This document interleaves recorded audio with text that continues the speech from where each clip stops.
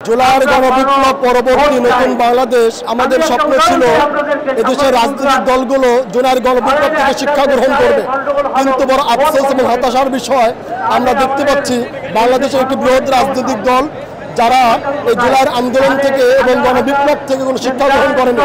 বাংলাদেশ থেকে চাঁদাবাজি, দুর্নীতি, অন্যায়, অবিচার এবং বাংলাদেশকে ধর্ষণের তারা ইতিমধ্যে স্বর্গরাজ্য বানিয়েছে এবং গণদাবি যেগুলো আছে পিয়ার পদ্ধতি নির্বাচন এবং আপনার জুলাইয়ের গণহত্যার বিচার এবং আপনার গণভোট, এই প্রত্যেকটা দাবির বিরুদ্ধে এই দলটি আপনার বিরুদ্ধে আচরণ করছে। আমাদের বার্তা স্পষ্ট, আজকে ৮ দল গণদাবি নিয়ে মাঠে এসেছে, সাধারণ জনগণ মাঠে নেমে এসেছে। সরকার যদি জনগণের এই দাবিকে বুঝতে ভুল করে তাহলে জুলাইয়ের গণবিপ্লবের মতো করে বাংলাদেশে আরও একটি গণবিপ্লব এটা ঘটবে ইনশাল্লাহ আমরা মনে করি।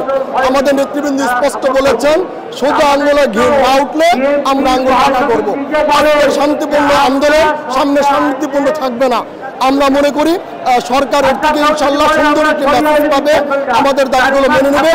যদি দাবি না মানা না হয় কঠোর থেকে কঠোর কর্মসূচি আমরা ইনশাল্লাহ আমরা মানে নামবো। যে কোনো মূল্যে বাংলাদেশে আমরা এই গণদাবির যে বিষয়, এই গণদাবিগুলো আমরা বাস্তবায়ন করেই ছাড়বো।